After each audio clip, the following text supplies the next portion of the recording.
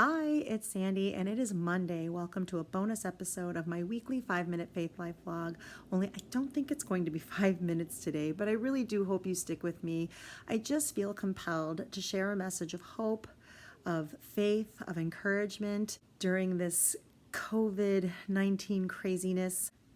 If you're like me, you are receiving the news in a way that is just provoking, promoting a sense of hopelessness and uncertainty and fear, panic, anxiety, and all of these things just fly in the face of who we're meant to be as children of God. The Bible tells us fear nothing, pray about everything. God tells us give our anxiety to Him. But God also tells us to be good stewards. So while I am wholly trusting God through this situation, I'm not neglecting my responsibilities here on earth. And I'm going to do a side-by-side right now of stewardship, what it means, what it sounds like. Let's revisit this concept. So I think being a good steward in this particular situation, practicing cleanliness, good hygiene, being aware, conscientious, cautious, engaging in those practices and behaviors that make us healthy, that boost our immune system, that limit our potential exposure, that limit our potential to maybe expose somebody else. And if we are out in public, that we are practicing virtuous behaviors and putting others' needs before our own, though conscientiously, safely. That's the winning combination here. Wholly trusting God that He's got this, that He's got a plan. Remember, Bible also tells us don't lean on our own understanding. God's got this. Wholly trusting God, but while practicing good stewardship. Also, I'm not hearing an overwhelming call to prayer or to contacting your local church. Prayer works. God hears our prayers. God changes the course of things based on prayer. How do I know this? How has anything ever on this planet come into fruition if it didn't start with an idea, didn't start with an intention somebody put into the universe and then worked toward and got others to rally and support until the thing became fruition? This is prayer. This is how prayer works. We can fool ourselves that we have some sense of control, but really God is the ultimate controller of things.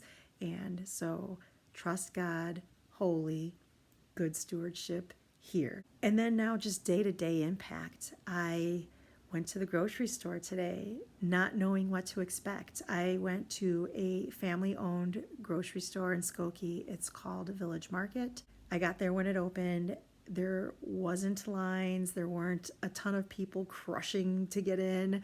There was plenty of food on the shelves, although they were out of eggs. But I drove across the street to the Walgreens and picked up 2 dozen. The bread shelves were a little sketchy. I picked up a loaf I don't normally buy. But while I was there, a delivery truck came and I got my loaf of bread that I always buy, and it was fresh off the truck. Not gonna lie, the meat cases were like decimated, but Derek and I order our meat from a family farm in Roanoke, Indiana. It is a farm that engages in sustainable practices, is trying to do everything as naturally and organically as possible. So we have got some top-notch protein in our fridge and freezer. So thankfully I'm all set there. Work. I work 2 jobs. I'm part-time teller, part-time caregiver. I work at a bank, and there was a little bit of a run on the bank by Saturday.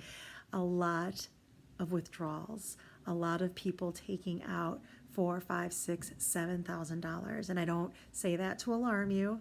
I frankly was a little alarmed that people were going to be keeping this much cash in their homes. That just doesn't seem safe to me. By the end of Saturday, we ran out of 50s and 100s.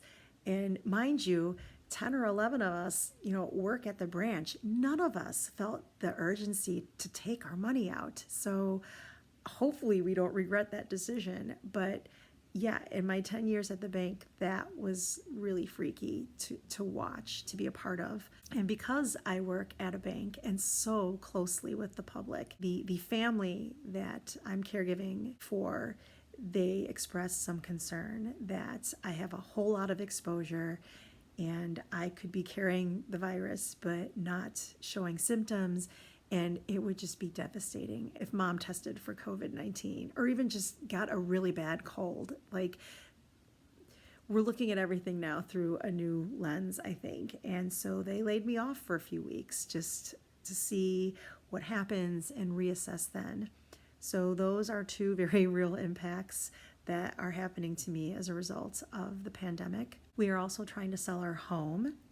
And while it's great for buyers that mortgage rates have dipped, not so great for sellers selling property during a pandemic. Just saying. Speaking of finances, it's not about money, it's not about wealth, it's not about material possessions. The stock market has got us really concerned, and we got a lot of balls in the air for our future retirement. And it's like, do we cut and run, or do we just take a deep breath, stand back, and remember, wealth, material possessions, this is not what saves me. We are saved by our belief in Jesus, that he died for us on the cross. It's only money. That's it in a nutshell. Again, I just wanted to share a message of hope and encouragement and faith. And I hope this message finds you in a good place. And if you are someone who is particularly struggling, I am praying for you. I don't say that mockingly. Like, I mean it. I'm praying for you. And so many other people are too. God bless. And I hope you have a great rest of your day. Bye.